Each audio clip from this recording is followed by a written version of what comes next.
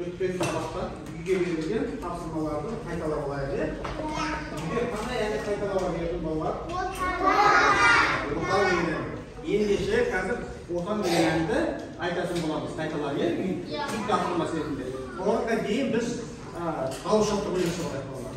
Қазір Баян Асқаровтың сүйемелдеуімен дауысымызда жаттығу жасауға беріп балалар. Әнімізді айтып бастаймыз. Сенмен бірге қайталайтын болсыңдар, жарай ма балалар?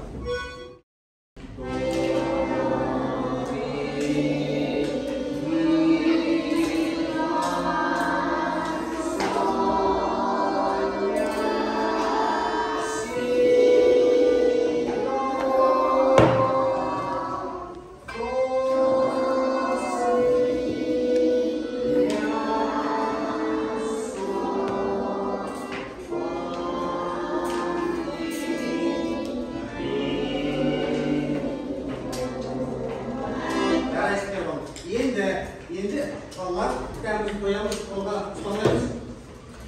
Енді ән айтатынымызда ән ережесі қалай болады? Қолымызды қайда қойып жүрміз? Партаның астына тізеге қол қоямыз. Ал қол қойсақ, әнімізді бастаймыз. Қазір.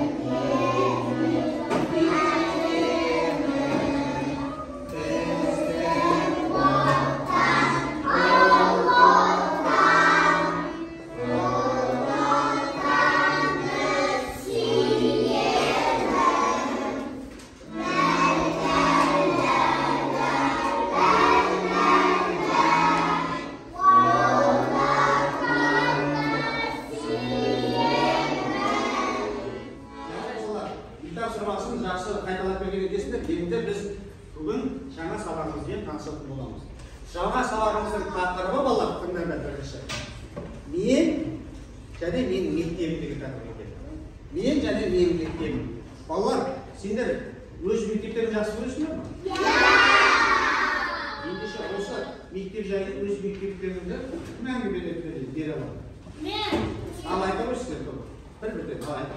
Мектебің саған несімен ұнайды? Маған мектеп, мен сабақ оқуға ұнайды. Жарайсың балдар. Жарайды. Ендеше ары қарай сабағымызды жалғастырамыз. Өтетін тақырыбымызды белгілі болды. Мен және менің мектебім болды. Осы тақырыпта біз нені меңгеріп, нені үйренеміз? Мен осыны айта кетейін. Біріншіден жаңа мақсатымыз бір ән үйрену. Әніміздің аты біз мектепке барамыз. Ол әнді жаңағы нақышына келтіріп, әңгіменің тыңдап, сөзін анық айтуға үйренеміз. Солай ма? Ән үйренгенде. Екіншіден музыкалық сауат. Бізде музыкалық сауатта музыкада мынандай дыбыстар болады. Төменгі дыбыс, ортаңғы дыбыс, жоғарғы дыбыс деген болады. Біз жаңағы сөйлесек те бір жуан сөйлейміз, орташа сөйлейміз, жіңішке бір айтамыз, жоғарғы дыбыс. Сол сияқты музыкада да жаңағы осындай не бар екен. Төменгі, ортаңғы, жоғарғы дыбыстар келген. Осымен таныстым.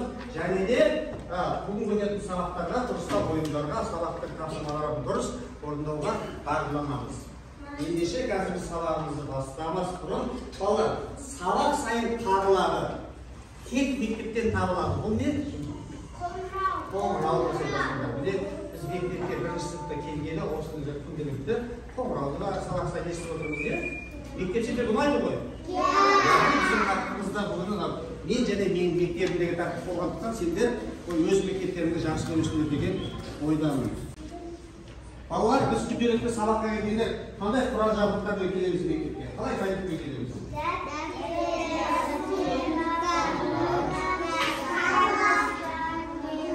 құралдары деп күнделікті сабаққа жарайсыңдар. Егер жақсы, сендер осы құрал-жабдықтарыңды сумкаға салып алып келесіңдер, иә балалар?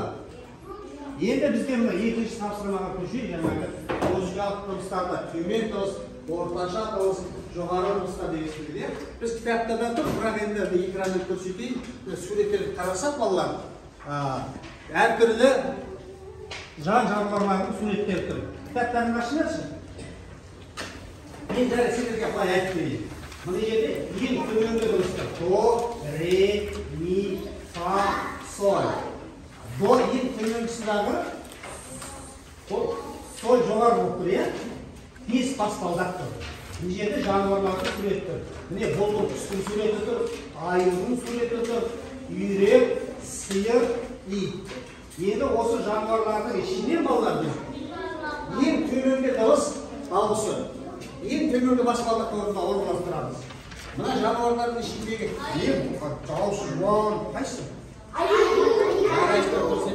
Ендеше аюды бірінші баспалдақ орналастырады. Екіншіге қайсысы жануарды орналастыра береді? Дауыс жағынан. Дұрыс айтады, сиырдың дауысы жаңағы жуандау, иә? Екінші. До мен рені алады. Енді үшінші орташа кімді қойсақ болады екен бізде? Қандай жануарларды? Жарайды, итті алайық. Жарайды, итті дауысы орташа. Ал, фа, төртіншіге нені қояйық? Мына жерде үйрек пен бұлбұл құстың қайсысын қоямыз? Үйрек. Бесінші ең жоғарғысы бұлбұл құс екен емес, жоғарғы дауыс айтады. Жарайсыңдар балалар. Енді ендеше бізде тек қана жан-жануарларды айтып қалған күнде адамдардың да солай дауысы жуан, жіңішке әртүрлі болады ғой, иә балалар? Иә. Мына жерде суреттерде балалар жіңішке, орташа, жуан дауыс деп бөліп қойды. Онда міне ата тұр, міне әжелерің тұр, міне інілерің, міне ағаларың, міне тағы домбырамен тағы бір ағаларың ән айтып отыр. Осылардың ішінен ең жуан дыбыс кім? Ата ма, әже ма? Ата. Аталардың болмасына ең жуан дыбыс мына кесте бойынша. Екіншіге орташаға кім алуға болады? Әжені ма? Баланы алуға болады? Әжені алуға болады. Ең жіңішке дыбыс деп қайсыны алуға болады? Ән айтып отырғанда алайық па? Кішкентай бөлбөлін алайық. Кішкентай бөлбөлдің дауысы жіңішке болады, иә негізі? Ән айтып отырғанда да біз әнді жоғары айтамыз. Иә? Сонда. Енді балалар, қазір мен сендерге бір түсіндіре кететін. Бізде жаңағы музыкалық сауатта балалар. Музыкада төменгі, ортаңғы, жоғарғы дауысты біледі екенбіз, иә?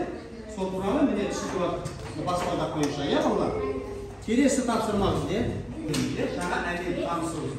Жаңа әннің аты біз мектепке барамыз деген ән. Осы әнді сендер үйретіп тұрып, бірінші музыкасы тыңдап болайын, сосын арқадай әнді үйретіп боламыз.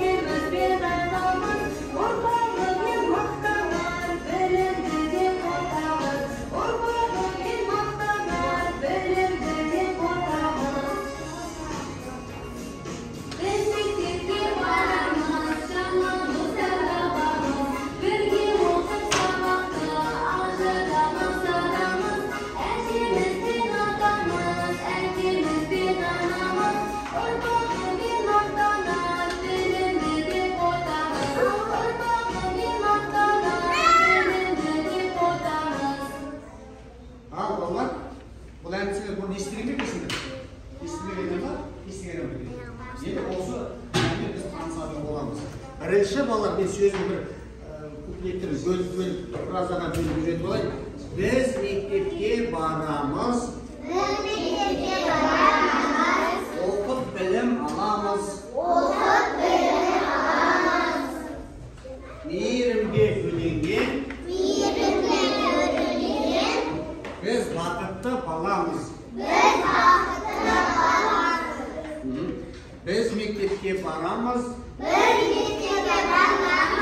Оқып білім аламыз. Мейірімге бөленген.